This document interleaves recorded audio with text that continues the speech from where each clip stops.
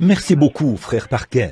Bonsoir, mes amis. C'est un plaisir d'être ici ce soir. Encore une fois, je suppose que vous en avez assez d'être assis là, à m'écouter. Et j'étais tellement fatigué, enroué, un peu roué, après avoir prêché de toutes mes forces. Tout à l'heure, je parlais à frère Parker, qui est là. Je lui disais que je crois que ceci, c'est l'une des meilleures séries de réunions auxquelles le Seigneur m'a permis de prendre part depuis un bon bout de temps. Il n'y a pas eu beaucoup de monde, vous savez ce que je veux dire, mais il n'y a pas eu tellement de monde. Ils n'ont pas été très nombreux à y assister, mais en termes de qualité, c'était merveilleux. Quant à la foi, on aurait dit que tout pouvait arriver.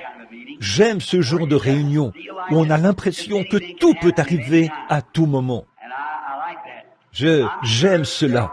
Je suis sûr que les résultats seront durables et qu'ils seront visibles. J'admire vraiment votre patience à tous, que vous puissiez rester assis là, à m'écouter prêcher pendant des heures, puis revenir le soir suivant. Vous pouvez vraiment en supporter beaucoup, voyez. Alors je sais que vous avez beaucoup de patience. Donc je tiens à dire, au nom de tous, que nous te sommes reconnaissants, frère Thomas.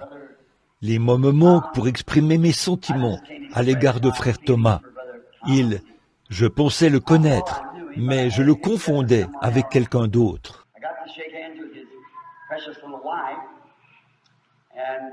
J'ai pu serrer la main à sa précieuse petite épouse. Ce sont vraiment des serviteurs de Christ. Et j'espère vraiment, si Dieu le veut, que nos chemins se croiseront encore de nombreuses fois dans cette vie. Si j'étais vous et que je vivais dans les parages, c'est son église que je fréquenterais. Donc, j'aime un homme qui...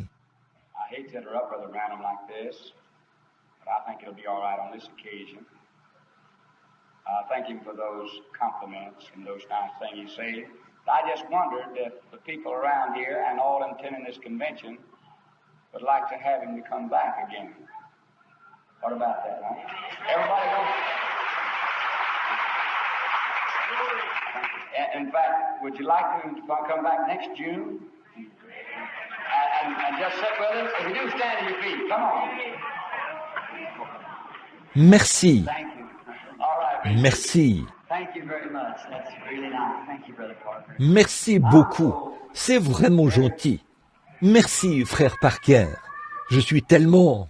Il me disait que toutes les dépenses ont été payées et tout. Nous vous sommes reconnaissants pour votre belle collaboration, votre aide, parce que, vous savez, organiser ces conventions coûte cher. Donc, tout a déjà été payé. C'est très bien. Nous en sommes vraiment reconnaissants. Tous les frais encourus et même au-delà. Le Seigneur a accordé le salut, la guérison, tous ces produits, et nous sommes donc vraiment heureux de voir ceci. J'ai un pincement au cœur, de savoir que cette série de réunions est sur le point de se terminer. Mais elles reviendront bien plus tard, dans le futur, nous verrons les résultats. Maintenant, nous voulons remercier tout le monde une fois de plus. Je veux le faire. Pour les petits cadeaux que vous m'avez envoyés ces jours-ci, ça me touche vraiment beaucoup. Alors, nous allons maintenant rendre visite à frère Bigby, en Caroline du Sud, à Columbus, en Caroline du Sud. Nous devons être là-bas demain soir et mardi soir, chez frère Bigby. Puis nous irons sur la côte ouest. Je veux vous demander, puis de là, je pense bien, après que nous aurons terminé la campagne là-bas, je veux aller en Afrique, en Australie, en Nouvelle-Zélande et un peu partout là-bas. Puis solliciter vos prières pour moi, afin que Dieu me vienne en aide. Merci beaucoup. Nous sommes très reconnaissants pour tout. Je le dis pour moi-même et pour les gens qui sont ici et qui viennent du tabernacle. Je suis avec quelques-uns de nos administrateurs sont ici, des diacres, et quelques-uns de mes amis de là-bas. Notre pasteur est ici. Je n'ai pas encore pu voir frère Neville. Je suppose qu'on l'a déjà présenté. L'a-t-on fait? Oui, frère Neville. Où es-tu, frère Orban? Je n'arrive pas à te repérer. Et, oh là, là, au fond, toujours aussi grand. Viens ici un instant. Cet homme, je sais qu'il est un vrai serviteur de Christ. C'était un méthodiste pur et dur. Puis, il a reçu le Saint-Esprit. Maintenant, c'est un méthodiste rempli du Saint-Esprit. Voici notre précieux pasteur. Je veux te serrer la main, frère Neville. Merci, il y a des places. Je connais frère Neville depuis des années, et aussi sa charmante petite épouse, avant même qu'il soit marié.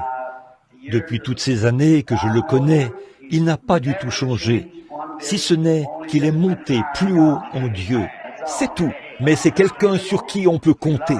Nous l'aimons, là, en tant que pasteur. Il remplit cette fonction depuis des années, et nous espérons qu'il y restera jusqu'à ce que Jésus revienne, si telle est la volonté du Seigneur. Frère Neville, voudrais-tu dire un mot à l'auditoire? Well, I'm certainly delighted to be here in company with this good man of God that's been my privilege to associate with for this 10 years. I don't know whether I've made a good Gehazi or not, but I've tried to carry the staff of this man of God. He's more than a friend to me. He's been, as it were, a father in the gospel for me also, even though I exceed him a few years in age. But yet I'm so delighted also to be in this meeting. Something got a hold of me down here in Southern Pines that I like this place real well. And I've enjoyed it immensely. I know that God had a hand in my being able to come here and be with Brother Branham in this meeting. Well, I've been delighted so much in being here that things have just worked out so convenient and so wonderful that I just can't praise the Lord enough tonight for all of this. But above all, I said when I came here, there is one thing that highlights the whole meeting for me, and that's this Word of God. Amen. I wouldn't, if I never see a person healed, if I never see anybody pray for the sick, if God just continues to give me His Word, there's delight that fills my soul and comes from the bottom of my feet to the top of my head. This Word of the Lord. And amen. I'm delighted that God has blessed this, our God's servant and prophet, and I felt the blessing come off of him onto me. So I'm glad I got to be here. I hope you all felt the same thing that I have in these services.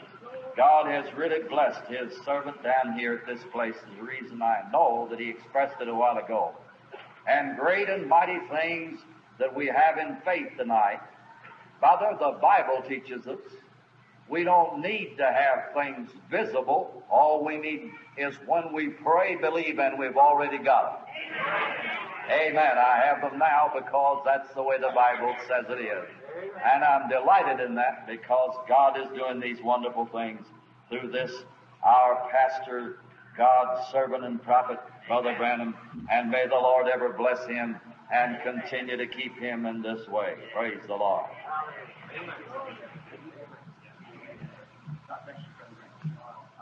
De tout notre cœur.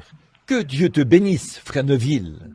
Bon, vous savez, quand on va à un pique-nique, si quelqu'un avait planté un petit arbre quelque part, eh bien on ne peut pas, on ne sait pas s'il est encore là ou pas, vous voyez, parce que ça a simplement été placé là, planté, ou quelque chose comme ça. Mais quand on sait qu'il y a là un vieux chêne, qui est resté bien vigoureux, on peut très bien envisager d'aller sous cet arbre se reposer. Ça, c'est frère Neville, toujours égal à lui-même. Il continue d'aller de l'avant. Donc, j'en suis vraiment heureux. Nous avons notre frère ici, un petit pasteur de l'une des églises sœurs de notre église, là-bas. S'il ne s'avance pas, j'aimerais qu'il se lève. C'est frère Junior Jackson, un autre méthodiste rempli du Saint-Esprit. Junior Jackson, où es-tu? Frère Junior Jackson, un méthodiste rempli du Saint-Esprit. Le voici, juste ici, frère Jackson. Veux-tu dire quelque chose? Y a-t-il quoi que ce soit que tu veux dire? Très bien. Un autre qui se trouve ici, c'est frère Palmer. C'est un autre de nos frères qui est ici. Voudrais-tu te lever, frère Palmer? Il est pasteur à Macon, en Géorgie. C'est l'un de nos amis. Et frère Fred Sothman, je sais qu'il est ici. C'est l'un des administrateurs de notre église. Où es-tu, Fred? Il est quelque part ici. Il est assis là, tout au fond. Frère Banks Wood. Où es-tu, frère Banks? C'est un autre de nos administrateurs. Le voici. Frère Banks était un témoin de Jéhovah. Vous savez, il a assisté à la réunion. Il avait un garçon infirme, David, dont la jambe était repliée sur elle-même à cause de la polio. Je tenais une réunion sous la tente et il avait déjà vu.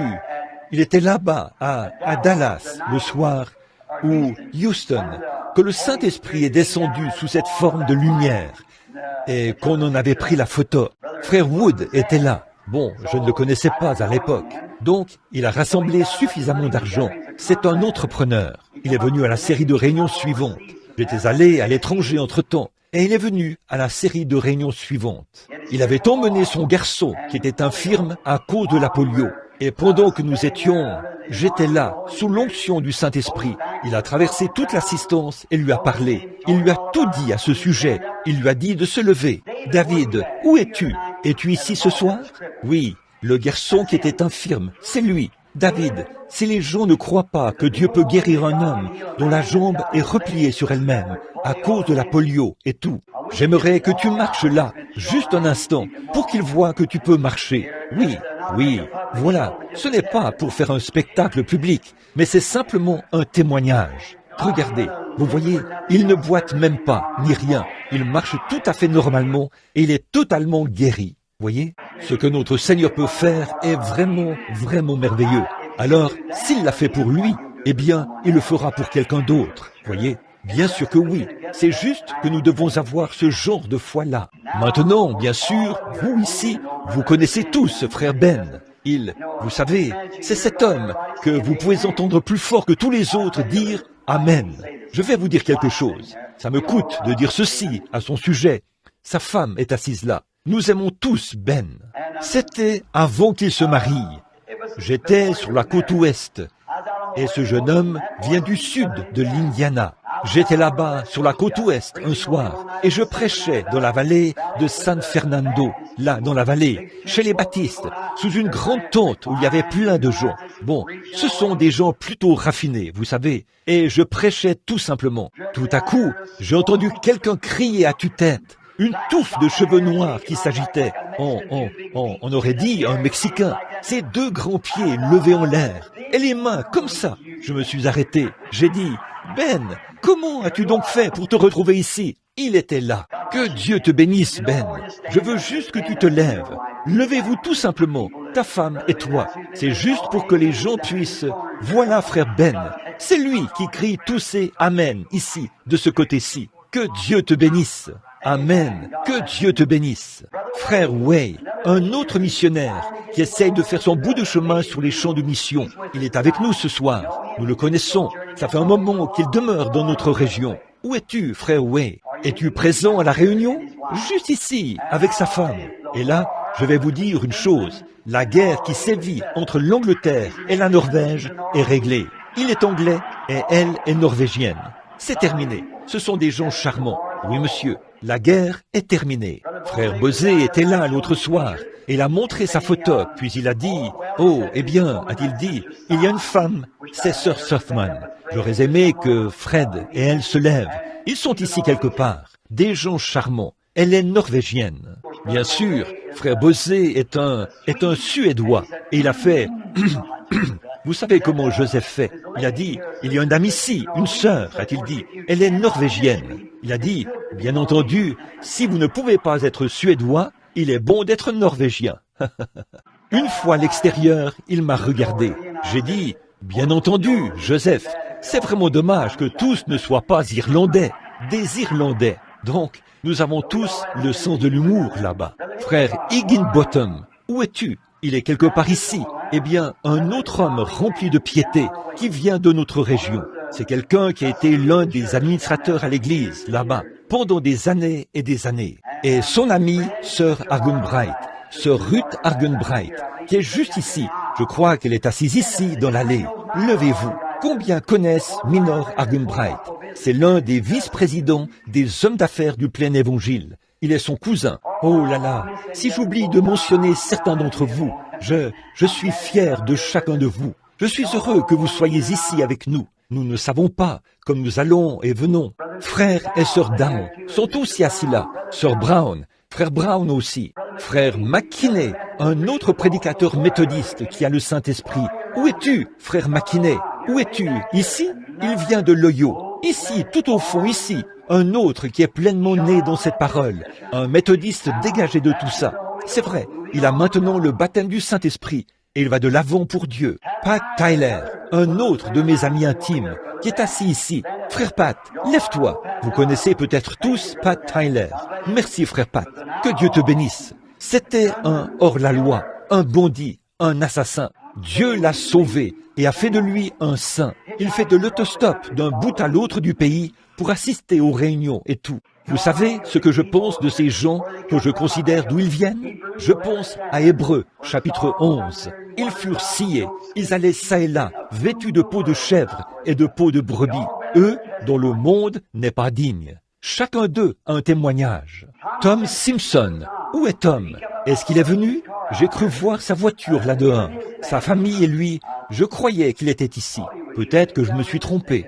Oui, il se baisse et remonte comme une touche sur une ligne de pêche là-bas. Boum, boum, comme ça. Très bien. Que le Seigneur vous bénisse tous. Nous sommes heureux d'être ici. Il y en a d'autres qui viennent de la Géorgie et d'autres endroits. Nous sommes heureux que vous soyez tous ici et de rencontrer nos vieux amis.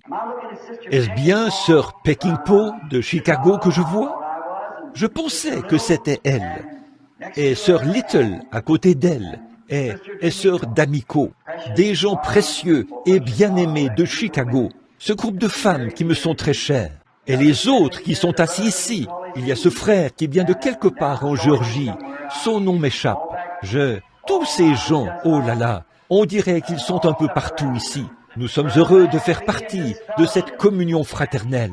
Une fois, je parlais avec le vieux frère Bosworth. Il a dit, « Frère Branham, sais-tu ce qu'est la communion fraternelle ?» En anglais, « fellowship ?» J'ai dit, « Je pense que oui. » Il a dit, « C'est deux personnes dans un même bateau. » En anglais, « fellows » signifie personne et « ship » signifie bateau. Donc, c'est cela. Mais nous avons de la communion fraternelle. Que le Seigneur vous accorde sa grâce. Merci pour tout ce que vous avez fait. Je vais noter l'une de cette série de réunions dans ma liste comme l'un des moments marquants de mon ministère. Pour votre bonne collaboration, pour ces braves frères et sœurs, et tout ce monde si accueillant. Je me sens tellement à l'aise que je me suis enroué à force de prêcher. Maintenant, après moi, c'est frère Ned Iverson qui continuera les services là-bas à Columbia, chez frère Bigby. Frère Ned, es-tu ici ce soir? Je ne sais pas si... Oui, là-bas derrière, un presbytérien rempli du Saint-Esprit. Oui, le docteur Lee Vail et sa femme, mes précieux amis bien-aimés. Frère Vail a travaillé avec moi au cours des séries de réunions, un précieux ami. Je suppose que tous ces hommes ont été présentés et tout. Es-tu ici, frère Vail? Es-tu dans le bâtiment ce soir? Là-bas derrière. Que le Seigneur te bénisse. Sœur Vail, où es-tu? Je n'ai pu que lui faire signe de la main. Que Dieu te bénisse, sœur. Nous sommes si heureux qu'ils soient tous ici. Priez tous pour moi maintenant. Je continue d'avancer par la foi, en croyant que, d'un moment à l'autre, nous pourrions voir la venue du Seigneur. Je ne sais pas tout à fait quand, comment, où, mais je veux être prêt quand il viendra. Et parfois, je pourrais penser que ce sera comme ceci, mais peut-être que ce sera autrement. Mais quoi qu'il en soit, je veux être là quand il viendra. Je veux partir avec lui. C'est là mon ambition. Non seulement je veux partir, je veux que tous mes amis et je veux que tous mes ennemis partent aussi. Je veux que tout le monde parte. J'ai eu une petite vision où je ne veux pas appeler cela un ravissement. Je n'avais jamais eu une vision comme celle-là. Je me tenais là-haut en train de regarder. Je me suis retourné pour me regarder. Ça s'est passé récemment. Beaucoup d'entre vous l'ont lu dans les magazines et tout. Mes amis, vous ne pouvez pas vous permettre de manquer ça. Ne le faites surtout pas. Donc, il y a un endroit là-bas. J'étais là-bas, exactement comme je me tiens ici. Et je m'étais retourné pour me regarder. J'ai déjà eu des visions. Les visions, je sais ce que c'est. Si c'était une vision, c'était la vision la plus étrange que j'ai jamais eue. Là-bas, j'ai vu des gens, ceux qui étaient partis de l'autre côté. Je les ai vus là-bas. Les vieux étaient jeunes. Ils se tenaient là. C'étaient des êtres humains exactement comme moi. mais sans péché. C'était au-delà de la perfection, sublime. Il était impossible de décrire ce que c'était. Et quand j'ai su que je devais revenir, il n'y avait qu'une seule raison pour laquelle j'allais revenir. Essayez de persuader les gens. Quoi que vous fassiez, ne manquez pas cela, ne manquez pas cela, ne manquez pas cela. Vous ne pouvez pas vous permettre de manquer cela. Tout le reste, mettez tout le reste de côté, mais préparez-vous pour cela. Voyez, quoi que vous fassiez, j'irai sur les champs de mission cet hiver, si le Seigneur le veut, à mon retour de ces voyages. Alors, soyez en prière pour moi. En effet, ici, c'est facile. De temps en temps, on voit un esprit impur venir dans une réunion pour essayer de déranger. Mais là-bas, ce sont des sorciers et des démons. Vous avez intérêt à savoir de quoi vous parlez. J'y ai certainement fait face. En effet, ce sont des démons et ils vous défieront sans hésiter. Mais, oh, comme pas une seule fois, je le dis, la main posée ici sur ma Bible, pas une seule fois. Et vous savez, vous pouvez imaginer le nombre de fois où cela a été défié partout dans le monde. Dieu n'est pas entré en scène et n'a pas déchiré les rideaux et n'a pas montré qu'il est Dieu, exactement comme il l'était du temps d'Élie. Il est toujours Dieu. Oui, pas une seule fois. C'est pour ça que Certains d'entre vous, des ministres, viennent m'inviter à aller dans leurs églises. J'attends jusqu'à ce que je me sente conduit à y aller. Alors, si je viens simplement en mon propre nom. Si je viens comme ça, c'est juste par amitié pour vous. Mais quand je me sens conduit à venir, là, je peux venir au nom du Seigneur Jésus. Dès que je pose les pieds hors de l'avion, cela m'appartient. Amen. Je prends le contrôle de tout cela au nom de Jésus-Christ. À ce moment-là, vous le rencontrerez là-bas, parce que vous êtes l'ambassadeur de Dieu à ce moment-là. Mais là, quand une église vous envoie, ou qu'un ami vous demande de venir, ou quelque chose comme ça, là, vous y allez encore juste en présumant. Oh, présumez. Je suppose que vous en avez assez d'écouter ce sujet. Maintenant, prenons notre bonne vieille Bible. Mais avant de le faire, prions. Vous voyez, nous parlons et tout. Maintenant, concentrons nos pensées sur lui pendant les prochaines minutes. Notre Père Céleste, nous étions en train de remercier les gens de leur gentillesse et de leur bienveillance.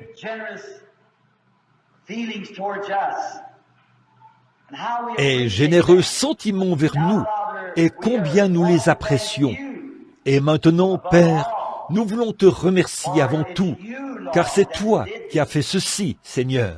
C'est toi qui nous as bénis et qui nous a permis de nous asseoir ensemble dans les lieux célestes, en Christ. Satan aurait perturbé et gâché notre réunion. Mais tu nous as tant aimés que tu nous as tous permis de nous rassembler pour communier autour de la parole. Nous en sommes tellement reconnaissants, ô Dieu, même si je suis un peu enroué à cause d'une voix fatiguée. Seigneur, j'ai vraiment passé des moments merveilleux, alors que je ressentais ton esprit bénir mon âme. La parole, ne manquant de rien, coulait comme des fleuves, au point où tout ce que j'avais à faire, c'était de m'asseoir. Ô Dieu, j'en suis si reconnaissant. Puisse notre frère Parker et toute son équipe, et cet endroit où nous avons été invités, Seigneur, puisse-t-il être béni. Accorde-leur des milliers d'âmes. Exauce-les quand ils prient pour les malades. Exauce leurs prières, Seigneur, et guéris les malades. Et quand ils essayent de faire quelque chose en ton nom, honore cela, Seigneur. Donne-leur le fruit de l'esprit et donne-leur le grand désir de leur cœur, Seigneur, des âmes comme salaire. Quand ce jour-là, quand nous nous tiendrons là devant toi, puissent les âmes venir de partout et entourer de leurs bras ce précieux homme rempli de piété et son équipe. Si tu n'étais pas resté sur le champ de mission, frère Parker, nous ne serions pas ici. Ô Dieu, nous savons que c'est le désir sincère de tout vrai serviteur de Christ, de savoir qu'ils peuvent conduire de pauvres êtres humains perdus à un Christ qui sauve. Merci pour tout cela. Et maintenant, Seigneur, nous te prions à présent de bénir chacun. Bénis les prochaines réunions qui auront lieu partout. Accompagne chaque foyer. Sois avec eux ce soir, au moment où nous partirons d'ici pour aller dans nos différents foyers. Sois avec nous en chemin. Reste au volant. Éloigne de nous l'ennemi, Seigneur. Je te prie d'accorder ces choses. Maintenant, accorde-nous le désir de notre cœur. Chaque demande ce soir est la mienne, Seigneur. C'est qu'une fois de plus, tu rompes pour nous le pain de vie ce soir. S'il y en a ici qui ne sont pas sauvés, sauve-les. S'il y en a qui ont besoin du baptême du Saint-Esprit, puissent-ils venir ce soir? S'il y en a qui sont malades, guéris-les. S'il y en a qui sont abattus, donne-leur la joie. Accorde-le, Seigneur. Bénis ta parole maintenant, alors que nous la lirons. Puisse l'auteur nous en donner le contexte. Nous le demandons au nom de Jésus. Amen. Jean, chapitre 1, 35 à 41. J'aimerais lire ces précieuses paroles. Et le lendemain, Jésus était encore là, avec 2 de ses disciples. Excusez-moi, Jean était encore là, avec 2 de ses disciples. Et ayant regardé Jésus qui passait, il dit, « Voilà l'agneau de Dieu ». Et 2 disciples, les 2 disciples l'entendirent prononcer ces paroles, et ils suivirent Jésus. Jésus se retourna, et voyant qu'ils le suivaient, il leur dit, « Que cherchez-vous » Ils lui répondirent, « Rabbi », ce qui signifie « Maître ». « Où demeures-tu » Venez, leur dit-il, et voyez. Et ils allèrent, et ils virent où il demeurait, et ils restèrent auprès de lui ce jour-là. C'était environ la 10e heure. André, frère de Simon-Pierre, était l'un des 2 qui avaient entendu les paroles de Jésus, ou de Jean, et qui avait suivi Jésus. C'est lui qui rencontre le premier son frère Simon, et il lui dit, « Nous avons trouvé le Messie », ce qui signifie Christ. Et il le conduisit vers Jésus. Jésus, l'ayant regardé, dit, « Tu es Simon, fils de Jonas. Tu seras appelé Céphas, ce qui signifie Pierre. » Maintenant, puisse Dieu ajouter ses bénédictions à cette parole. Alors, ce soir, si le Seigneur le veut, je veux en tirer un mot, 2 mots, que je veux utiliser de cela. Les 2 mots que je désire utiliser sont « intéressé » et « convaincu ». Bon, comme nous le savons, c'est évident pour nous tous que nous assistons maintenant à un grand refroidissement dans toutes les nations. Au début, quand j'ai commencé, les réunions soulevaient beaucoup d'enthousiasme. Les gens étaient dans des réunions de prière partout. On critiquait, les journaux me critiquaient. Une femme avait fait près de 5000 kilomètres en taxi, juste pour se rendre à la réunion au Canada. Les gens ne sont plus intéressés à ce point-là. On dirait qu'il y a eu une apostasie. Et on dirait que les gens ne sont plus tellement intéressés. Plus beaucoup en tout cas. Pas autant qu'ils le devraient. Les gens ont très peu d'intérêt. Maintenant, le seul intérêt que nous avons, ce n'est pas pour les réunions qui durent toute la nuit. Une fois, je suis resté sur l'estrade pendant 8 jours et 8 nuits, sans me retirer, afin d'essayer de prier pour tout le monde. Et à la fin, il y avait 40 000 et quelques personnes qui attendaient qu'on prie pour elles. Vous voyez, je n'ai pas pu le faire, mais on prenait un groupe par ici et on les amenait dans les bois. Et on prenait un groupe par ici et on les amenait dans les bois. Des ministres priaient pour les gens jusqu'à ce qu'ils reçoivent le baptême du Saint-Esprit. Ils ne se donnaient aucun répit tant qu'ils n'avaient pas reçu le Saint-Esprit. Excusez-moi, j'ai dit 42 000. Je crois que si vous regardez dans le magazine, c'est 28 000 personnes qui attendaient encore. Sur des kilomètres à la ronde, autour de Johannesburg, il n'y avait absolument pas d'endroit qu'on pouvait louer. On avait dressé des tentes et tout. Les gens ne sont plus intéressés à ce point-là. Voyez, les feux du réveil s'éteignent. Voici ce qui intéresse les gens maintenant. Venez juste adhérer à l'Église. Ou, ce qui intéresse vraiment, c'est soutenir un programme évangélique à la radio ou une émission de télévision où on fait une sorte de spectacle. Pour la bonne cause, bien sûr, certainement. De grands bâtiments, on construit de grandes écoles et tout, comme ça. On dirait que c'est là où il y a de l'intérêt maintenant. Les gens ont en quelque sorte perdu la vision de la prière, de la détermination, comme ils l'avaient autrefois. Il s'est passé quelque chose. J'aimerais bien savoir ce qui s'est passé. Et maintenant, ils ne semblent pas être intéressés par « on peut visiter telle église » ou faire un appel à l'autel. Autrefois, les gens se précipitaient à l'autel. J'ai connu l'époque où, pendant que je prêchais, avant même que je puisse terminer ma prédication, l'autel et les allées étaient remplis de gens. J'ai connu l'époque où le Saint-Esprit se déplaçait dans l'auditoire et faisait des prédictions et disait quelque chose à quelqu'un. Et les gens étaient étonnés et s'évanouissaient dans leur siège. Il y a quelque chose qui cloche quelque part. Ils continuent de faire la même chose. C'est toujours le même évangile. Je n'ai pas du tout changé depuis que j'ai commencé. J'ai commencé uniquement avec la parole de Dieu toute nue et je m'en suis tenu strictement à cela depuis lors. Ça fait 32 ans que je suis derrière la chair et je n'ai jamais rien retiré ni changé quoi que ce soit. Je continue d'exprimer les choses exactement comme quand j'ai commencé. Je ne peux pas me rétracter. C'est la parole de Dieu. Et si je le dis exactement comme c'est dit ici, la prochaine fois, je devrais dire la même chose. Parce qu'ici, c'est écrit comme ça, ici, voyez. Donc, je ne peux rien faire d'autre à ce sujet. Et le Saint-Esprit fait encore la même chose. Donc, mais on dirait que les gens n'ont pas assez d'intérêt. Maintenant, je me demande pourquoi n'y a-t-il plus d'intérêt comme autrefois? Je crois que ce qui fait qu'il n'y a plus autant d'intérêt qu'autrefois, c'est que les gens ne sont plus aussi convaincus qu'autrefois. Il faut être convaincu avant de pouvoir être intéressé.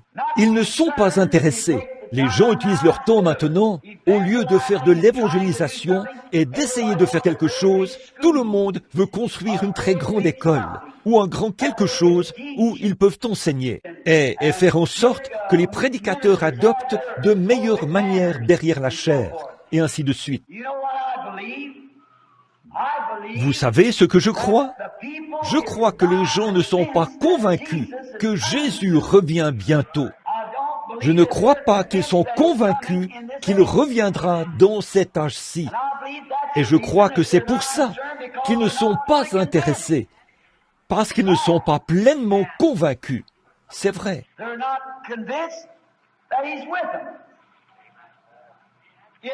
Ils ne sont pas convaincus qu'il est avec eux. S'il l'était, il reviendrait à la parole. C'est vrai. Et là, il se peut que bien des gens comprennent mal cela. Aimer, c'est discipliner. Vous devez discipliner les gens si vous les aimez. Si votre petite fille était assise sur la route, comme je l'ai dit ce matin, à faire des gâteaux de boue, si vous l'aimez vraiment, vous la ferez quitter cette route. Qu'en serait-il si votre femme disait « Jean un tel, peu importe votre nom, vous savez, vous la laisseriez sortir avec un autre homme, parce que vous diriez « Que son petit cœur soit béni, c'est ce qu'elle veut, je l'aime tant, je vais la laisser le faire. » Vous seriez un piètre mari. Elle devrait se débarrasser de vous et trouver quelqu'un qui l'aime, qui prendra soin d'elle. Ce n'est pas ce que je voulais dire, parce qu'on ne peut pas faire ça. Mais ce à quoi je veux en venir, c'est ceci. Qu'en est-il si Dieu avait dit à Ève, « Ma pauvre petite Ève, tu sais, tu es mon enfant. Tu n'avais pas l'intention de faire ça. » Bien sûr qu'elle n'avait pas l'intention de le faire. Certainement pas. Mais elle l'a fait. Et nous savons qu'elle l'a fait. Nous en voyons encore les résultats. Mais voyez-vous, il l'aimait. Et il fallait qu'il tienne sa parole envers elle. Et il faut que Dieu tienne sa parole envers nous. Donc, il faut que nous obéissions à sa parole. Et quand nous obéissons à sa parole, et que là, nous le voyons confirmer ce qu'il a dit qu'il ferait, alors nous sommes convaincus, c'est vrai, que la parole est vraie. Eh bien, quand nous voyons, nous apportons, il n'y a pas longtemps, ce grand évangéliste a eu affaire à un Mahométan. Vous l'avez lu dans le journal, comme moi. Ce Mahométan a mis cet évangéliste au défi. Il lui a dit, Jésus-Christ, c'est juste un homme que l'on adorait. Les gens suivaient un homme. Il a dit qu'il croyait au même Dieu que l'évangéliste. Mais il a dit, Jésus n'est pas son fils. C'est juste une adoration faite de main d'homme. Et il a mis l'évangéliste au défi. Il lui a dit, la Bible dit que les œuvres qu'il a faites, Christ, ses disciples feront la même chose. Il a dit, bon, je ferai venir 30 malades, et vous ferez venir 30 malades aussi, et je guérirai autant de malades que vous. Voyez? Et l'évangéliste a fui. Il a pris la poudre d'escampette. Si j'avais été cet évangéliste, je crois que si je n'avais pas eu assez de foi pour le faire, je n'aurais jamais laissé cet incroyant se tenir là. J'aurais dit, je connais l'un des nôtres qui a la foi pour le faire.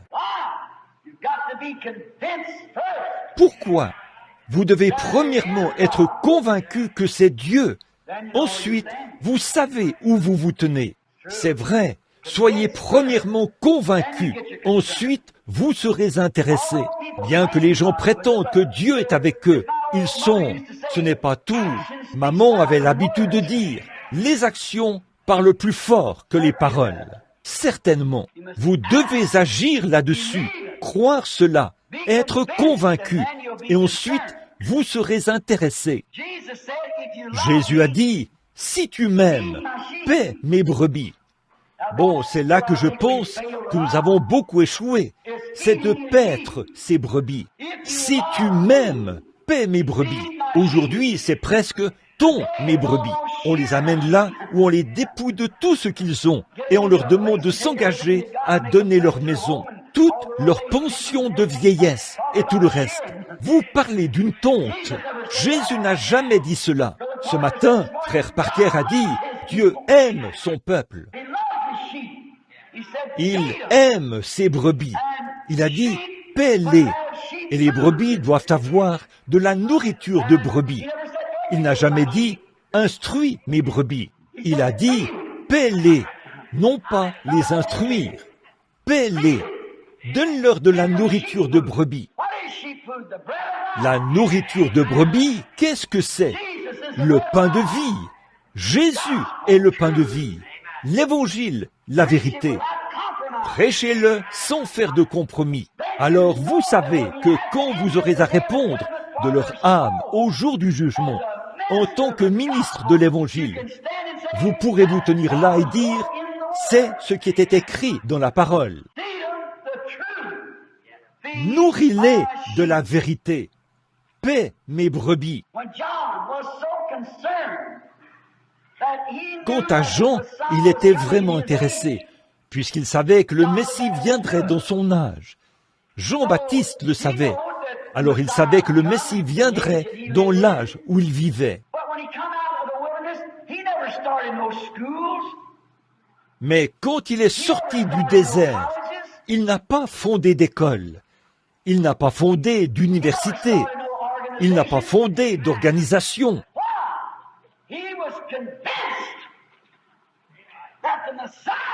Pourquoi? Il était convaincu que le Messie viendrait en son temps. Sa nourriture, son message, ses actes en rendaient témoignage. Et nous croyons qu'il vient dans cet âge-ci. Pourquoi voulons-nous amasser de grandes choses? Pourquoi investirions-nous des millions de dollars pour construire des écoles et des bâtiments pour dire ensuite que Jésus revient? Eh bien, le grand public a plus de bon sens que ça. Les gens savent que vous parlez de quelque chose que vous ne croyez pas. Mettons en pratique ce que nous prêchons. C'est vrai. Là, il faut que nous fassions cela. Jean était vraiment certain. Au sujet de sa naissance, il savait que sa naissance était très étrange. Nous savons tous dans quelles circonstances Zacharie a vu l'ange. Cela a dû mettre à rude épreuve ce vieux couple. Zacharie était un homme âgé et Élisabeth était une femme âgée.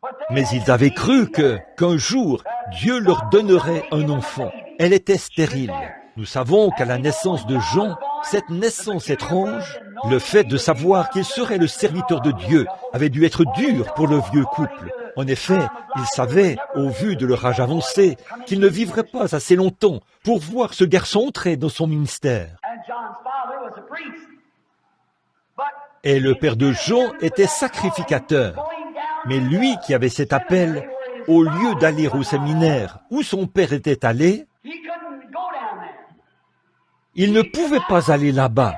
Il ne pouvait pas prendre de risques à ce sujet. Il ne pouvait tout simplement pas s'y mêler, car il avait vu dans l'Écriture qu'il devait être la voix de celui qui crie dans le désert. Il avait vu qu'il serait le messager qui précéderait le Messie, et il lui fallait en être certain. Il a attendu dans le désert jusqu'à ce qu'il soit convaincu, puis il a été intéressé. Il était convaincu. Il voulait rester. Il était tellement certain qu'il verrait Jésus qu'il a dit ceci. Il est là.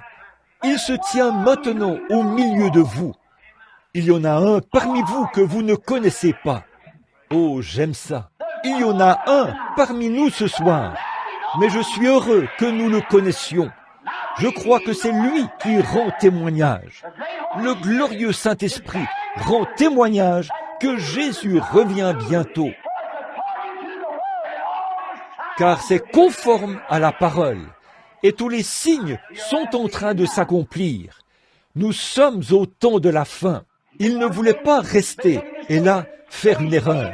Alors il est resté dans le désert jusqu'à ce qu'il soit convaincu qu'il savait comment reconnaître le Messie. Et Dieu lui a montré le genre de signe qu'il devait surveiller quand il verrait le Messie. Alors, quand il l'a vu et qu'il a vu le signe qui était censé l'accompagner, il était convaincu que c'était lui. Il a dit, « Je rends témoignage que c'est lui, car c'est Dieu qui lui avait parlé et le lui avait annoncé par le prophète, 712 ans avant sa naissance. Il était la voix de celui qui crie dans le désert pour réparer le chemin du Seigneur et aplanissait son sentier. Et le Dieu qu'il avait établi d'avance et qu'il avait prédestiné à ce travail. Il s'est attendu à ce Dieu jusqu'à ce qu'il entende ce Dieu lui parler. Amen. Quand ce Dieu lui a dit ce qui allait arriver, il était convaincu. Quand il a vu ce signe, il a dit, « Le voici. » Amen. Si seulement nous pouvions être aussi sincères, si nous pouvions attendre à l'autel, non pas avoir un genre de petite sensation, puis nous lever d'un coup et partir, mais rester là. Quoi qu'il arrive, restez là, jusqu'à ce que vous soyez parfaitement convaincus par la puissance de sa résurrection, que le Saint-Esprit s'est emparé de vous et qu'il vous tient, et que vous êtes une nouvelle créature en Christ. Restez là, jusqu'à ce que vous soyez morts et ressuscités. Alors, vous n'entrerez pas dans l'eau étant un hypocrite. Vous y entrerez en sachant qu'il est mort pour vous et que vous êtes mort avec lui. Et là, vous y descendez pour ressusciter avec lui, pour montrer au monde que vous croyez qu'il est mort et qu'il est ressuscité et que vous êtes mort avec lui et que vous êtes déjà ressuscité. Et maintenant, vous allez vous asseoir dans les lieux célestes et manger de la nourriture de brebis. C'est vrai. André, ce grand homme dont nous parlons, le frère de Simon, il est resté toute la nuit jusqu'à ce qu'il soit convaincu. Quand il se rendait au bord du fleuve, Jean, ce grand prophète, n'arrêtait pas de dire « Il y en a un, le temps est proche, race de serpents dans l'herbe, ne prétendez pas dire « Je fais partie de ceci et je fais partie de cela ». Nous avons Abraham pour père. Je vous le dis, de ces pierres, Dieu peut susciter des enfants à Abraham. Oh, il ne faisait que mettre la cognée à la racine de l'arbre. Vous voyez, Jean était un homme du désert. Regardez de quoi il parlait. De cognée, d'arbres, de serpents. Vous voyez, c'est ce à quoi il était habitué, là-bas dans le désert. Il a dit, la cognée est mise à la racine de l'arbre. Et tout arbre qui ne produit pas de bons fruits sera abattu et brûlé. Frappez la cognée contre l'arbre, coupez la tête des serpents et tout. C'était un homme du désert. Ce n'est pas étonnant que Jésus ait dit, « Qu'êtes-vous allé voir, cette béatitude oubliée, au sujet de laquelle j'ai prêché ?» Quand il a gravi la colline, les disciples de Jean, il a dit, « Qu'êtes-vous allé voir, un homme vêtu de beaux habits ?» Il a dit, « C'est ce genre-là qu'on appelle docteur, Saint-Père. Ils portent des habits précieux. Ils embrassent les bébés, marient les jeunes et enterrent les vieux. Il se sert d'un canif. Un homme comme lui, que peut-il bien connaître du maniement d'une épée à deux mains sur le champ de bataille? Êtes-vous allé en voir un? Certains ont dit, alors, êtes-vous allé voir un roseau agité par le vent, ou tout petit groupe qui peut venir vous faire changer de ceci à cela et de ceci à cela? Pas Jean. Il était convaincu. Il savait où il en était. Il connaissait sa position. Cela n'ébranlait pas Jean. Non, non. Il a dit, qu'êtes-vous allé voir alors? Un prophète? Il a dit, et moi je vous dis qu'il est plus grand qu'un prophète. Il est plus qu'un prophète. Donc, Jean était convaincu et il s'est mis à prêcher. Et André assistait aux réunions. Ainsi donc, quand Jésus est passé et que là se trouvaient André et un autre disciple, Jean l'a désigné et a dit, « Voici l'agneau de Dieu qui ôte le péché du monde. » Et ils l'ont suivi. J'aime ça. J'aimerais que ma prédication ait autant d'impact. Lorsque je dirais, « Voici l'agneau de Dieu qui ôte le péché du monde », tout le monde se mettrait à le suivre. Oh là là, laissez-moi. Où est-ce que je peux le trouver, frère Branham? Je peux vous le montrer. Il n'y a pas longtemps, j'étais à une réunion des hommes d'affaires et je prêchais là-bas sur la côte ouest. Et un homme m'a abordé et m'a dit, « Dites donc, n'êtes-vous pas un prédicateur ?» J'ai dit, « Oui, monsieur. » Il a dit, « Qu'est-ce que vous faites avec ces hommes d'affaires ?» J'ai dit, « Je suis un homme d'affaires. » Et il a dit, « Dans quel domaine travaillez-vous » J'ai dit, « Dans le domaine de l'assurance. » Il a dit, « Quel genre d'assurance » J'ai dit, « L'assurance. » Il a dit, « De quelle sorte s'agit-il » J'ai dit, « Assurance bénie. Jésus est à moi. » J'ai dit, « Si vous êtes intéressé à souscrire à une police, je serais ravi d'en discuter avec vous. » Un de mes amis, Monsieur Snyder, un précieux monsieur, il est venu chez moi. Je l'ai connu quand j'étais encore jeune. Nous fréquentions la même école. Il m'a dit, « Billy, j'aimerais te vendre des assurances. » Eh bien, une fois, on m'a un peu floué au sujet des assurances. Et je n'ai plus jamais souscrit à cela. Alors il a dit, j'ai dit, « Wilmer, j'aimerais bien, je t'aime bien, mais, et je dis, j'ai déjà l'assurance. » Il a dit, « Oh, oui ?» Ma femme m'a regardé comme si j'étais un hypocrite. Elle savait que je n'avais pas de police d'assurance, mais j'avais dit l'assurance. Voyez? Il a dit, « Oh, je suis désolé, Billy. » Il a dit, « C'est avec quelle compagnie ?»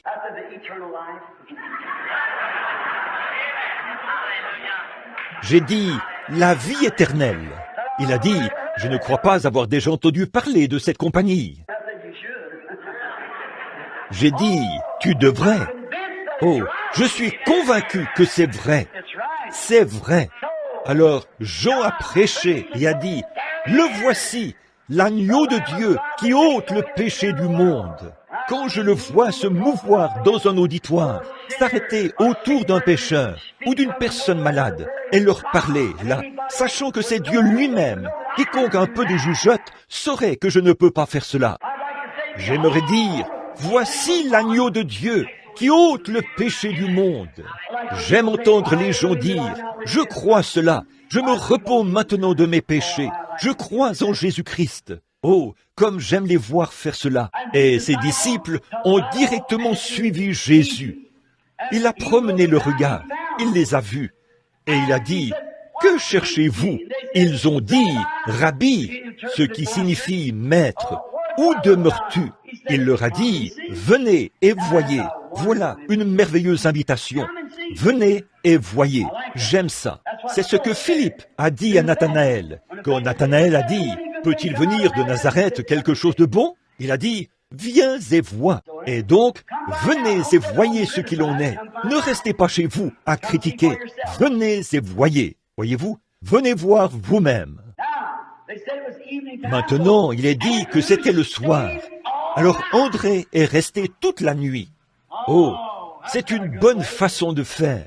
Il est resté jusqu'à ce qu'il soit convaincu. Au vu de ce que cet homme lui avait dit ce soir-là, ce qu'il lui avait dit ou ce qu'il avait fait. Quelque chose avait complètement convaincu André qu'il était le Messie.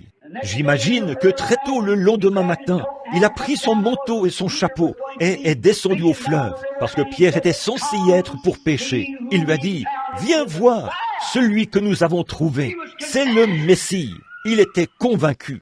Une fois qu'il était parfaitement convaincu que c'était le Messie, il s'est intéressé à son frère.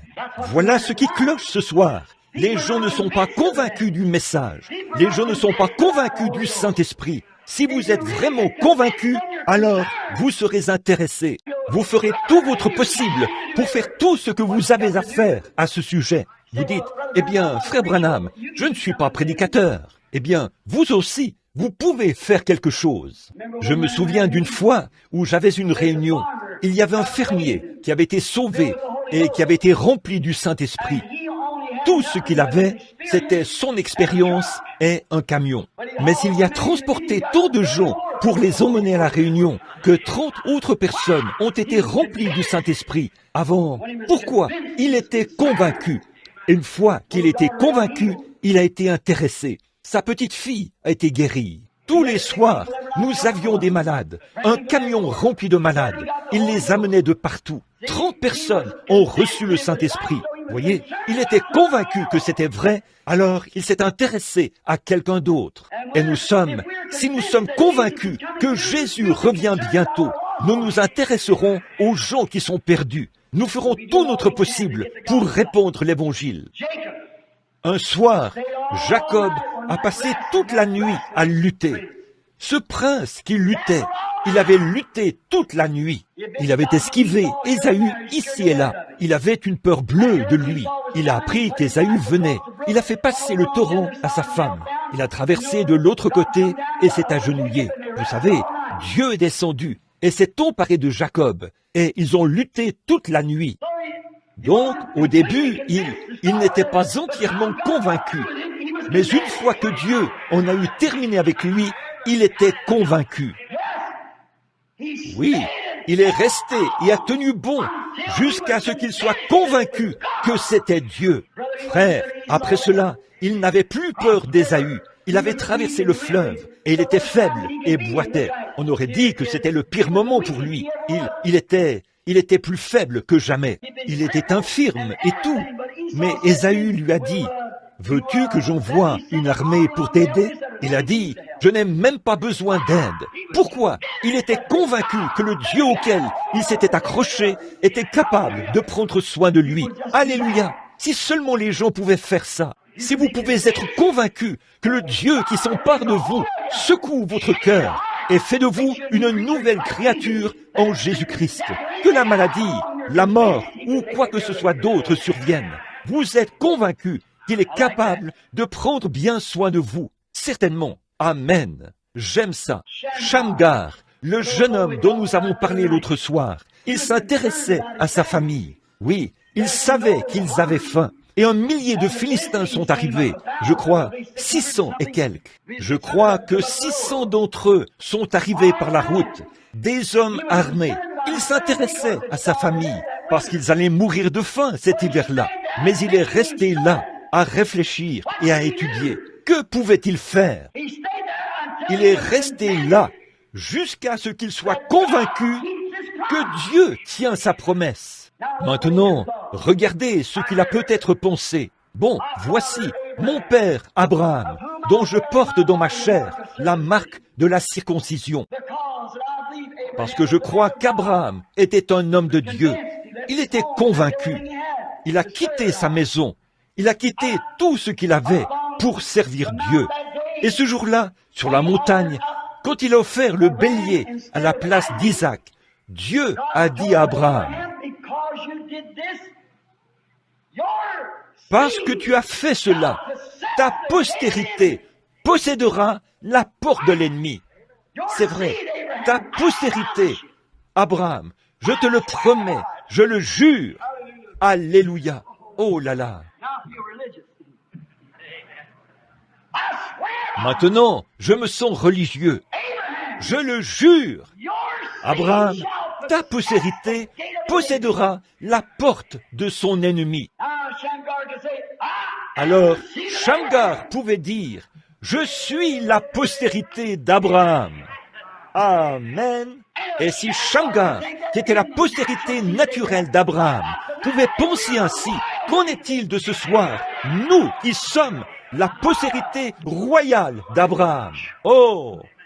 Vous pensez que je suis fou? Peut-être que je le suis. Laissez-moi tranquille. Je me sens mieux comme ça que quand je pensais autrement.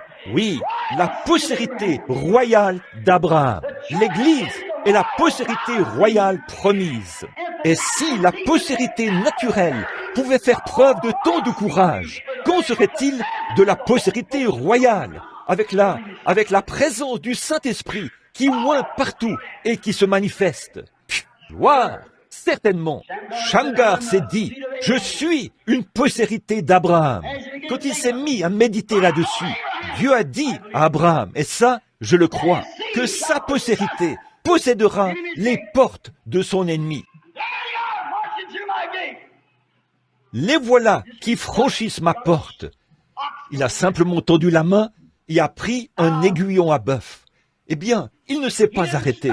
Il n'a pas attendu d'apprendre à se battre en duel, ni dit, bon, un instant, là, je suis la postérité royale, je suis la postérité d'Abraham, je suis circoncis. Alors, vous savez, tous ces Philistins sont de grands guerriers. Ils s'entraînent depuis longtemps. Je vais aller au séminaire et obtenir mon doctorat en philosophie et mon doctorat en droit.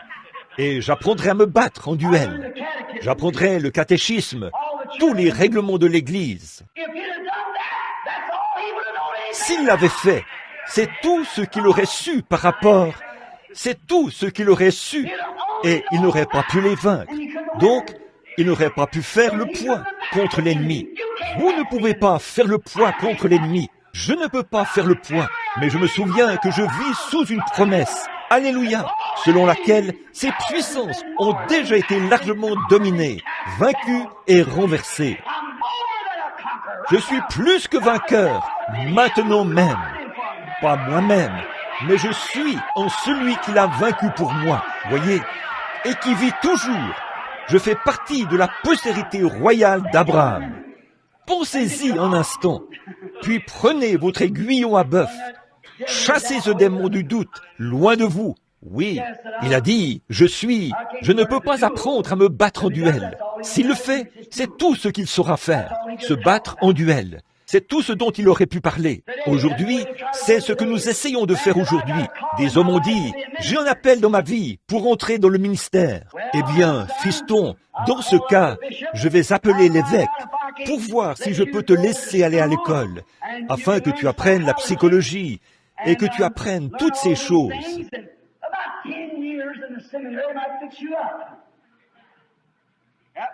Une dizaine d'années au séminaire pourrait t'y préparer. Ça le fera certainement. Ça le préparera de sorte qu'il ne puisse plus jamais se relever. Comme c'est différent aujourd'hui, la manière dont on envoie un ministre, en comparaison de ce que c'était dans l'Église primitive. Ils n'ont pas attendu 10 ans, ils ont attendu 10 jours. S'il vous faut 10 ans pour être convaincus, ils ont été convaincus en 10 jours. Amen. Il se peut qu'ils soient convaincus par rapport à la psychologie, mais il vous faut posséder la genologie. Juste en 10 jours, ils ont été convaincus. Et ensuite, ils se sont intéressés aux autres. Certains d'entre eux ne savaient même pas écrire leur propre nom. La Bible dit qu'ils étaient ignorants et sans instruction, mais ils étaient convaincus. Alléluia! L'instruction, ça m'importe peu. Je suis convaincu que Jésus-Christ est le Fils de Dieu. Je suis convaincu que ceci c'est le Saint-Esprit. Je suis convaincu qu'il est un guérisseur. Je suis convaincu qu'il est un sauveur. Je suis convaincu qu'il vient. Je suis convaincu que ceci, c'est cela. Je suis convaincu. Je crois cela. Ils ont dit qu'ils étaient convaincus. Quelque chose s'est passé. Ils ont été convaincus. Puis, ils ont été intéressés. Après avoir été convaincus. Ils étaient intéressés à ce que les autres connaissent la parole. C'était là un bon signe qu'ils étaient convaincus. Ils étaient intéressés. Ils ne s'intéressaient pas à l'instruction. Ça ne les intéressait pas de savoir s'ils pouvaient dire « Amen » comme il faut. Ça ne les intéressait pas de savoir à quelle organisation ils appartenaient ou s'ils avaient une carte de membre ou pas. Ils étaient convaincus que tout ce dont ils avaient besoin, c'était lui. C'est pareil pour moi ce soir. Je suis convaincu que tout ce dont nous avons besoin, c'est Christ. Nous n'avons pas besoin d'un nouveau maire. Nous n'avons pas besoin de nouveaux présidents. Nous n'avons pas besoin d'une nouvelle armée. Nous n'avons pas besoin de nouvelles bombes. Nous avons besoin de Jésus.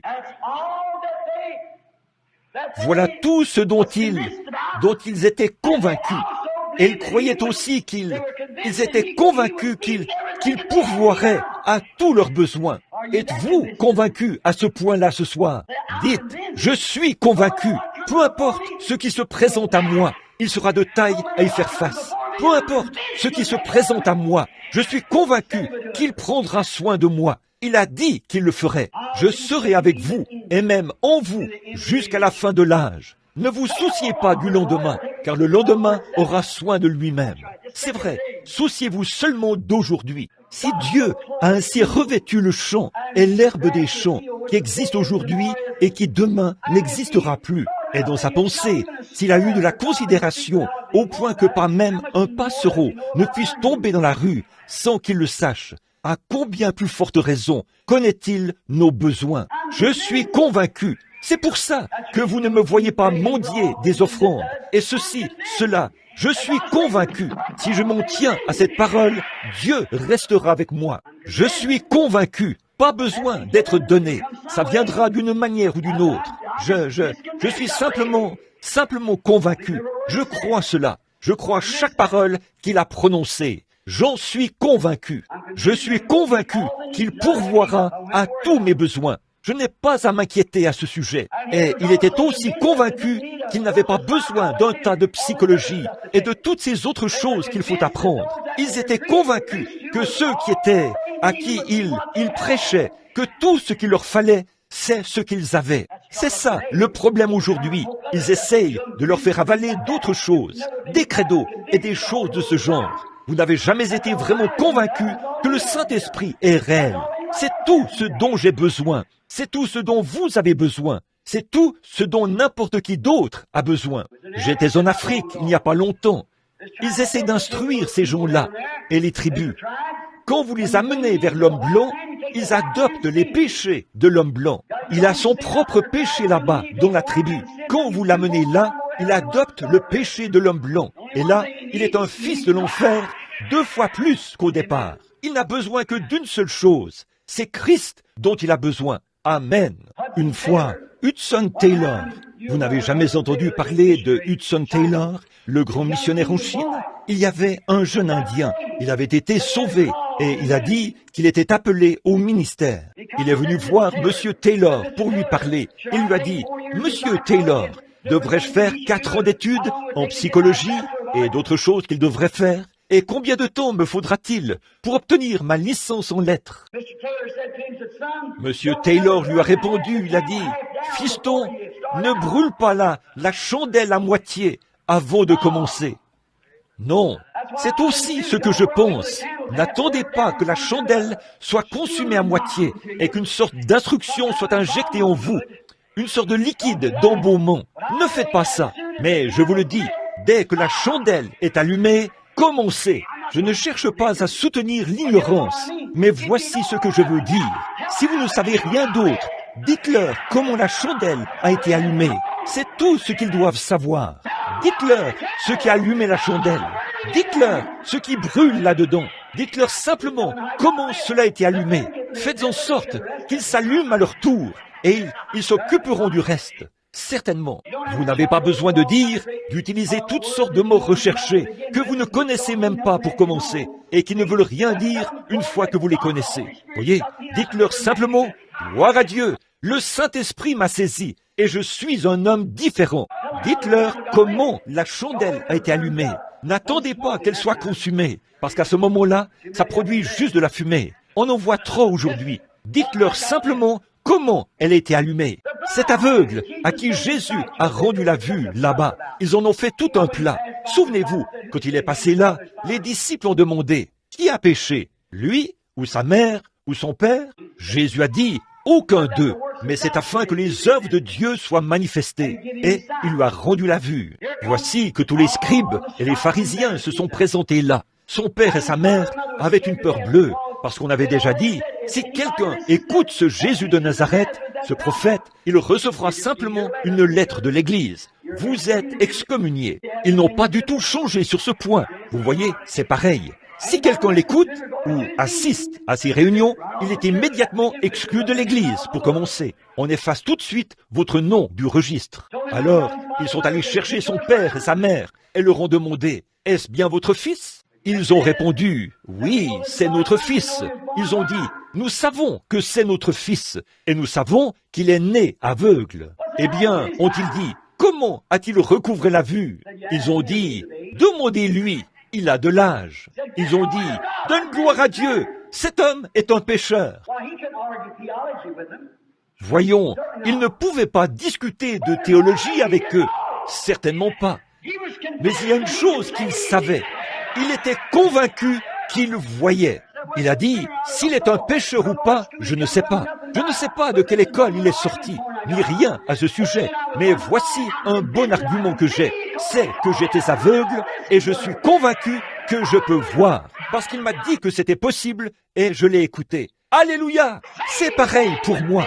Autrefois, j'étais aveugle, mais maintenant, je vois. Autrefois, je ne pouvais pas voir ceci. J'étais un pécheur. Il m'a ouvert les yeux. Autrefois, j'étais aveugle. Maintenant, je vois. Il avait un bon argument, certainement, à tel point qu'ils n'ont pas pu trouver d'argument au retour. Pourquoi? Il était convaincu qu'il voyait. Il était convaincu que... Il a dit, c'est bizarre ça. Vous vous présentez tous ici comme des chefs religieux de la nation et vous dites que vous ne savez pas d'où vient cet homme et pourtant il a accompli sur moi un miracle qui ne s'est jamais produit dans le monde. C'est étrange, ça. Frère, je crois que c'est un assez bon théologien, là. Pourquoi? Il était convaincu. Il y a quelque chose qui l'avait convaincu. Il était aveugle et là, il voyait. David, lorsqu'il est venu vers l'armée de Saül, alors que Goliath était dans le camp d'en face, David était le plus petit de tous. Goliath était le plus grand. C'est Saül qui aurait davantage fait le poids contre lui. Saül mesurait environ 2 mètres, je suppose, ou plus, peut-être 2,50 m. Il dépassait d'une tête tous les hommes de son armée. David était le plus petit de tous ces gens, et il était le seul qui n'avait pas reçu de formation. Mais frère, il était convaincu. Gloire! Voyez, j'aime l'aspect que j'ai. Remarquez, il n'avait pas reçu de formation, il n'avait pas de lance, il ne savait rien de tout cela, et il n'était qu'un petit bout d'homme au teint rosé. Mais il était convaincu, et il s'intéressait à une armée qui se donnait le nom de l'armée du Dieu vivant. Il était convaincu que le Dieu qui lui était venu en aide, alors qu'il se servait d'une fronde pour tuer un lion et un ours, pouvait certainement terrasser ce Philistin incirconcis. Il était convaincu, puis il s'est intéressé à l'armée. Peu importe combien il avait, si vous êtes convaincu, alors vous êtes intéressé. Mais vous devez d'abord être convaincu. Donc, il était convaincu. Je me souviens d'un soir, il faisait très chaud, il y avait beaucoup de frayeur. Il allait à la guerre. Oh, ses probabilités de réussite étaient très faibles. Il a prié. Il était étendu là, sous un mûrier. De l'autre côté, l'armée était déjà prête pour l'affrontement. Il s'est étendu sous ce mûrier. Au bout d'un moment, il a entendu venir quelque chose. Cela continuait et a traversé les mûriers, et c'est parti de l'autre côté. Il était convaincu, frère, peu importe ce qu'étaient ses probabilités de réussite, il était convaincu que Dieu marchait devant lui. Messieurs, si vous pouvez vous tenir ici ce soir, peu importe ce qui cloche chez vous, si vous pouvez sentir ce vent impétueux du Saint-Esprit vous traverser et vous dire « Je suis l'Éternel qui guérit toutes tes maladies, je te guéris maintenant ». Si vous pouvez être convaincu, frère, vous ne tenez pas compte du contact là dehors. Vous savez déjà que ça va arriver. Certainement, il était convaincu, puis il était intéressé. Samson se tenait devant les Philistins. Il n'avait qu'une mâchoire de mulet à la main. Il n'était même pas armé. Mais il était convaincu que le Dieu qu'il avait suscité était capable de tuer ces Philistins avec cette mâchoire de mulet. Et il en a tué 1000.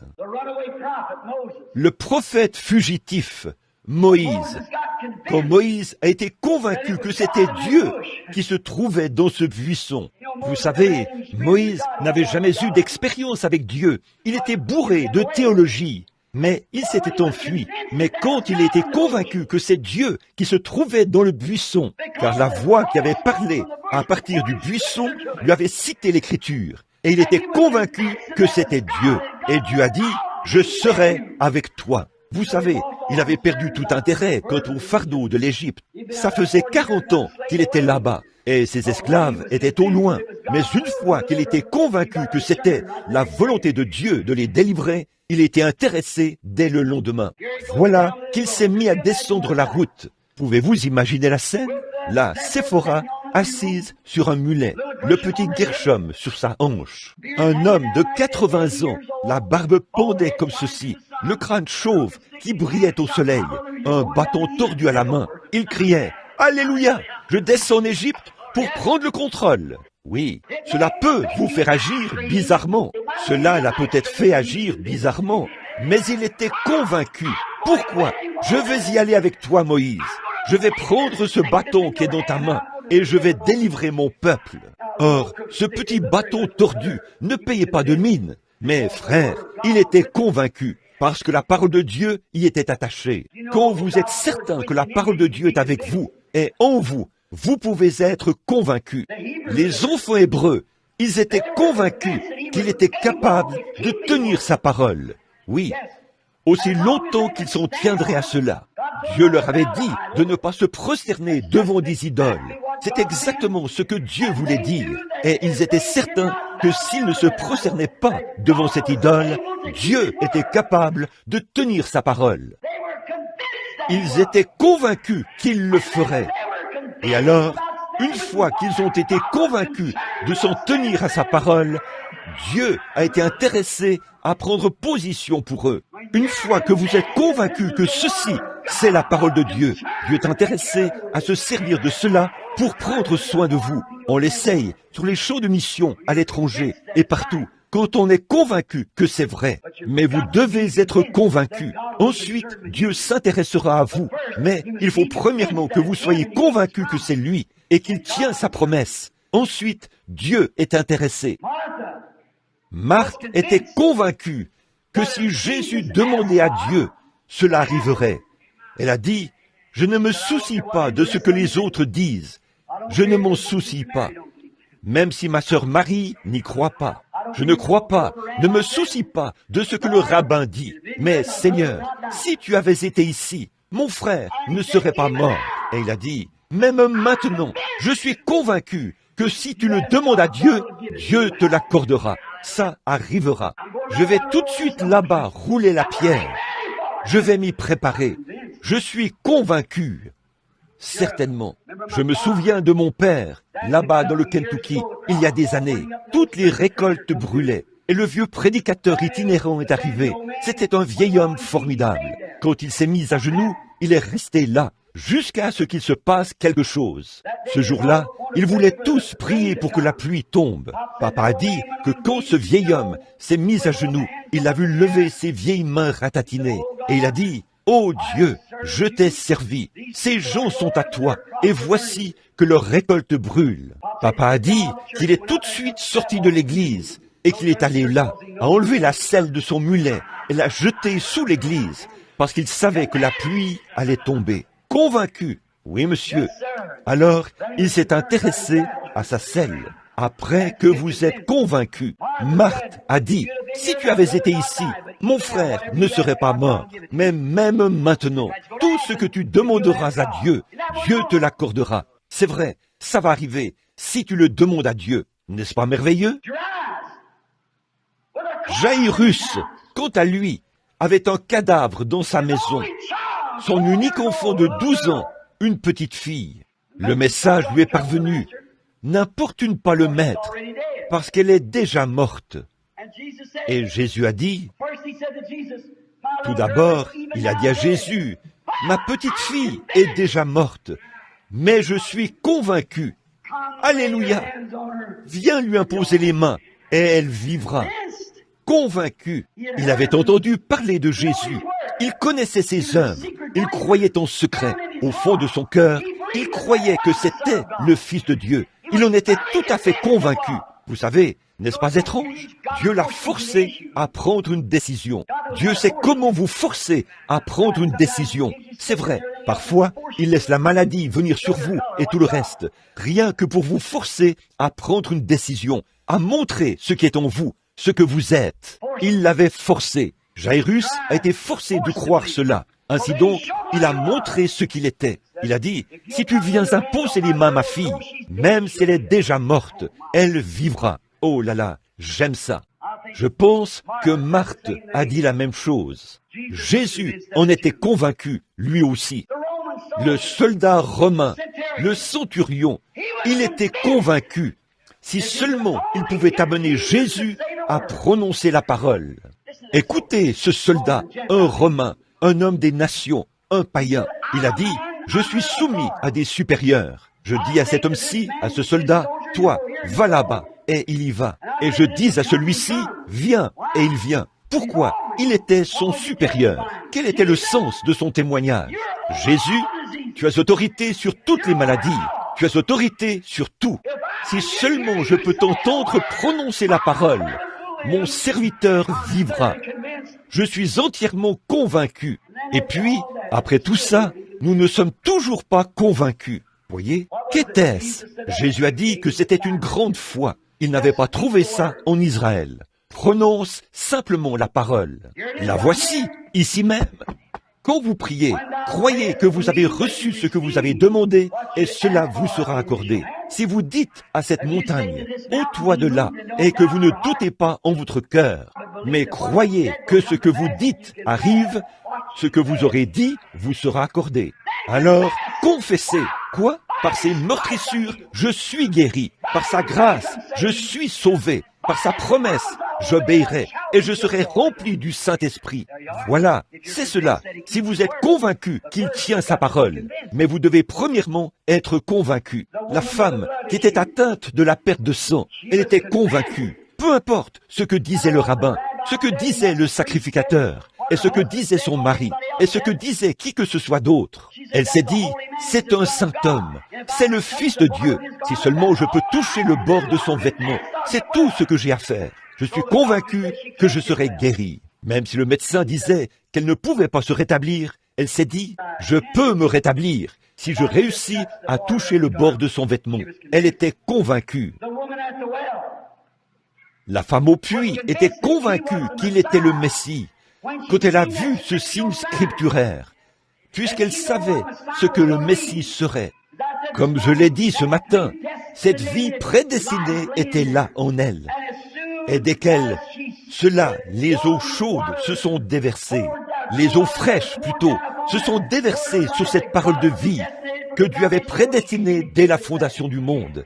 Elle l'a vue aussi vite que ça.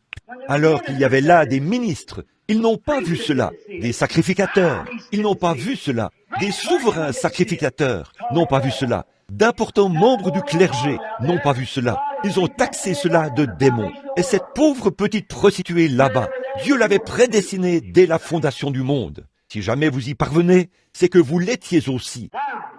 Or, la Bible dit, Dans les derniers jours, l'Antichrist sera si religieux et ressemblera tellement à la chose authentique au point que ça séduirait même les élus. Si c'était possible. Mais ça ne l'est pas, c'est vrai.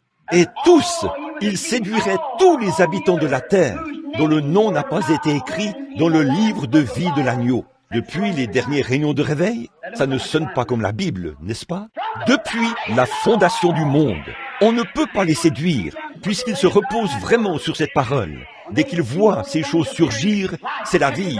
Ils la saisissent à l'instant. Les autres viendront et diront, « Ah, c'est sans intérêt. Voyez, ils ne sont pas convaincus. Il n'y a rien là-dedans qui peut les convaincre. Rien au-dedans d'eux qui leur permet de croire. Ma mère disait, comment peux-tu faire sortir du sang d'un navet alors qu'il n'y a pas de sang dedans? C'est vrai. Mes brebis entendent ma voix. Elles connaissent la parole. Sa voix, qu'est-ce que c'est? La voici. Ces credos, elles ne les suivent pas. Mais elles entendent ma voix. Elles la suivent. La femme au puits était entièrement convaincue. Puis, elle s'est intéressée à son peuple et a tout fait pour qu'il voie aussi ce signe et y croit. Après qu'elle était convaincue que c'était le Messie, car il lui avait dit quel était son problème. Elle a dit, « Seigneur, nous savons que quand le Messie viendra, c'est ce qu'il fera. » Il a dit, « Je le suis. » Elle savait qu'un homme qui pouvait faire cela dirait certainement la vérité. Gloire à Dieu. Oui, un homme que Dieu utilise de cette manière ne mentirait pas. C'est vrai, il vous dira la vérité. Il a dit, je le suis. Elle était si transportée de joie quand cette lumière a jailli sur cette parole, qu'elle est retournée en ville au pas de course. Elle était entièrement convaincue. Peu lui importait si cela lui était permis ou non. Elle s'est mise à courir dans la ville et à le raconter aux rabbins, aux sacrificateurs, et à tous les hommes dans la rue, à tous les marchands et dans toutes les épiceries. Et partout dans les rues, elle s'est mise à témoigner. Venez voir un homme qui m'a dit ce que j'ai fait. Prenez votre Bible, vérifiez dans le rouleau. N'est-ce pas la vérité que c'est le Messie lui-même? Elle était convaincue. Elle se lèvera au jour du jugement et condamnera des milliers de personnes ici aux États-Unis. Certainement. Vous savez, Jésus a dit, la reine du Midi se lèvera au jour du jugement et les condamnera, parce qu'elle est venue entendre un don de sagesse qu'avait Salomon, le discernement. Et il a dit, il y a ici plus que Salomon. Certainement. Mais les gens ne croyaient toujours pas en lui. Certainement. Elle était convaincue. Elle voulait que son peuple soit convaincu. Voyez, après avoir été convaincue, elle s'est intéressée à son peuple. Elle savait que c'était le Messie. Elle savait que c'est ce que la Bible disait que le Messie ferait quand il viendrait. Elle a dit, nous savons que le Messie, celui qu'on appelle Christ, quand il viendra, il nous annoncera ces choses. Mais tu dois être prophète. Jésus a dit, je le suis. Là, elle était convaincue, parce qu'elle savait que l'Écriture le disait. Et voilà, c'était là. Elle était convaincue, puis elle était intéressée. Elle est allée en parler à quelqu'un d'autre. Maintenant, Jésus était convaincu qu'il ressusciterait le troisième jour. Il était si convaincu qu'il a dit, « Détruisez ce temple, et je le relèverai le troisième jour. » Pourquoi? David, dans les Écritures, un prophète, sous l'inspiration. David était prophète, vous savez. David, sous l'inspiration, a prophétisé en ces termes. Je n'abandonnerai pas son âme dans le séjour des morts, et je ne permettrai pas que mon sein voie la corruption. Et il savait que dans les 72 heures, avant que la corruption s'installe dans ce corps-là, il ressusciterait. 72 heures, c'est 3 jours et 3 nuits. Il a dit, détruisez-le, et je le ressusciterai.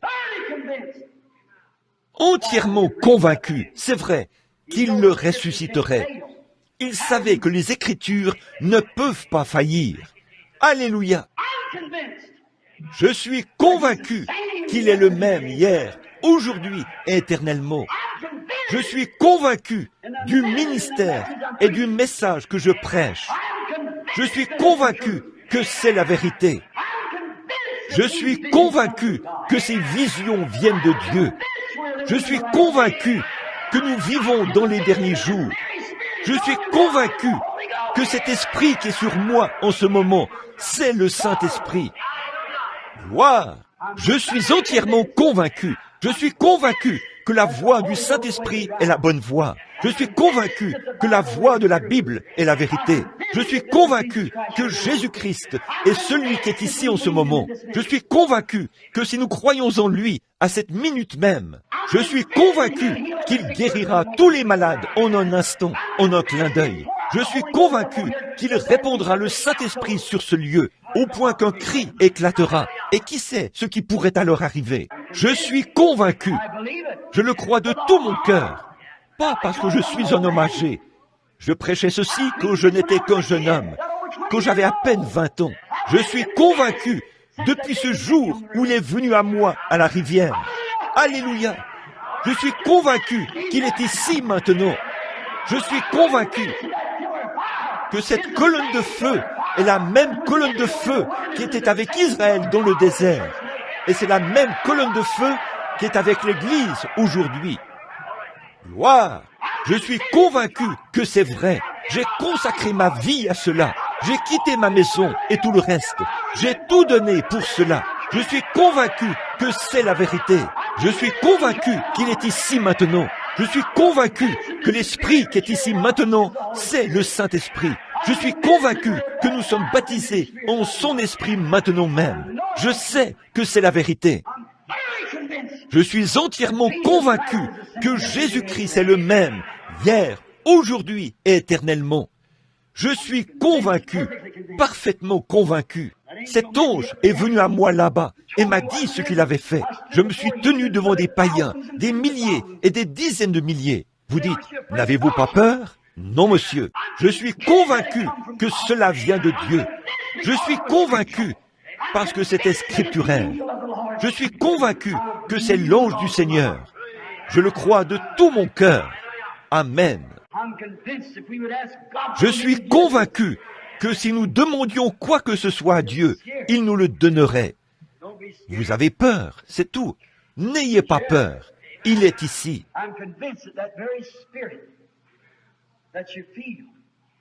Je suis convaincu que cet esprit même que vous ressentez, ce Saint-Esprit qui agit en nous, je suis convaincu que c'est Christ.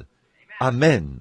Je suis convaincu que maintenant même, que ceci, ce que je suis en train de regarder, ce cercle de lumière qui est devant moi, je suis convaincu que c'est le Saint-Esprit.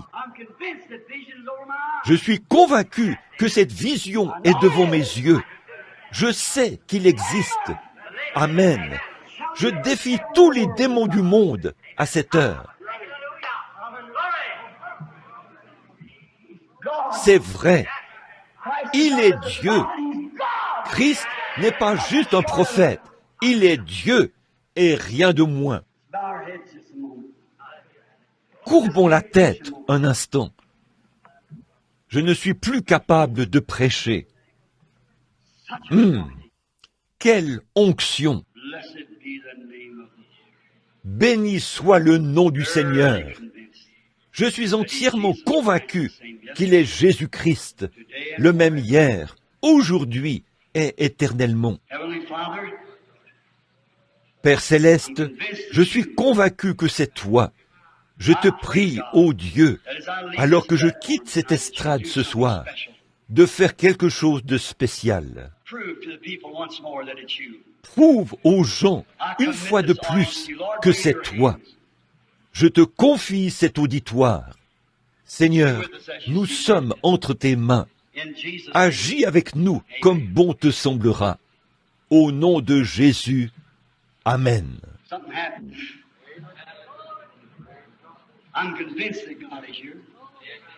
Il s'est passé quelque chose.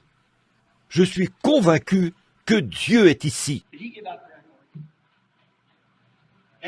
Est-ce qu'il a distribué des cartes de prière? Y a-t-il des cartes de prière? Non. Nous n'en avons pas besoin. Je suis convaincu qu'il est ici. Vous croyez cela? Si vous êtes entièrement convaincu, dites, Jésus, je te touche par mes infirmités. Je crois que frère Branham a dit la vérité. Ce n'est qu'un homme. Tu es Dieu, mais je crois qu'il a dit la vérité, parce que c'est la parole. Fais que cela arrive, Seigneur. Fais qu'il me parle et qu'il me déclare des choses. fais en sorte que je sois convaincu. Le voici, déjà présent dans la réunion. Cette dame qui est assise là, prie au sujet d'un problème de nervosité.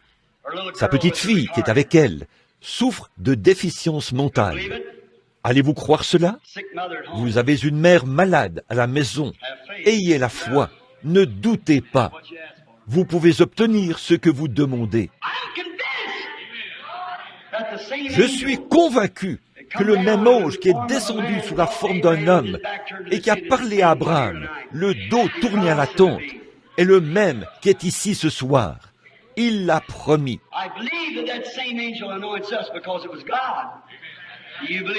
Je crois que ce même ange nous oint parce que c'était Dieu. Croyez-vous cela? Très bien. Sarah, ici quelque part, parlez à Dieu. Je suis convaincu, sœur. Je suis convaincu, frère. Je sais que c'est la vérité. Certainement, il y a une dame qui est assise derrière moi. Elle souffre du cœur. Elle est assise juste derrière moi. Je ne la connais pas. Elle se tient devant moi.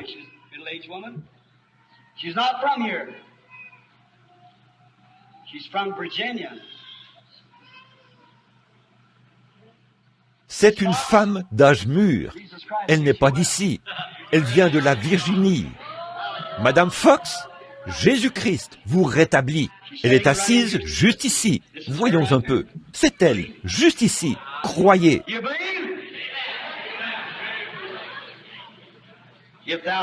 Croyez-vous? Si tu peux croire, tout est possible. Qu'en pensez-vous, madame? Vous et moi, sommes-nous des inconnus l'un pour l'autre? Vous croyez que je suis son prophète? Vous croyez? Vous avez des problèmes à la tête. C'est vrai. Vous vous appelez Madame Moore. Si c'est vrai, levez la main. Rentrez chez vous. Soyez guéris.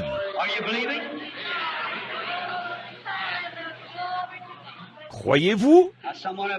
Maintenant, il y a quelqu'un ici, là-haut, ici, devant moi.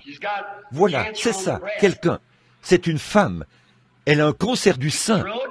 Madame Rhodes, croyez au Seigneur Jésus-Christ.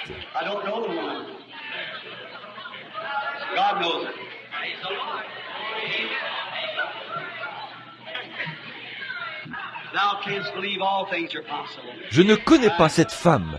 Dieu la connaît. Si tu peux croire, tout est possible. C'est vrai.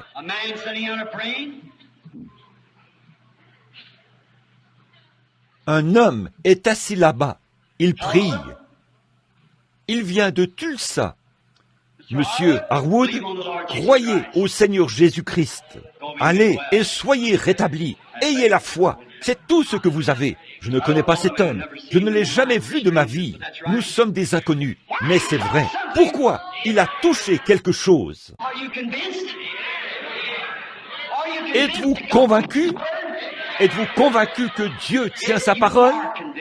Si vous êtes convaincu, combien d'entre vous ont un besoin? Maintenant, certainement, comme c'est dit la femme au puits, demandez à ces gens, allez leur parler, partout où ils. J'en vois une autre. Oui, une autre. Écoutez, voyez si c'est vrai ou pas. Maintenant, ça fait le tour du bâtiment. Le bâtiment tout entier est oint, partout. Je suis convaincu que la présence de Jésus-Christ va guérir chaque personne qui se trouve ici. Êtes-vous convaincu de la même chose? Êtes-vous convaincu que je vous dis la vérité?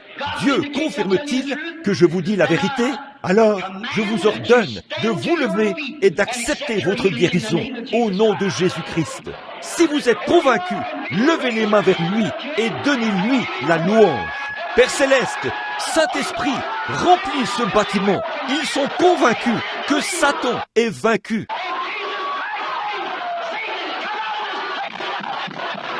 Au nom de Jésus-Christ, Satan, sort de ce lieu. Nous sommes convaincus que ceci, c'est la présence de Jésus-Christ. Cela se fera. Amen.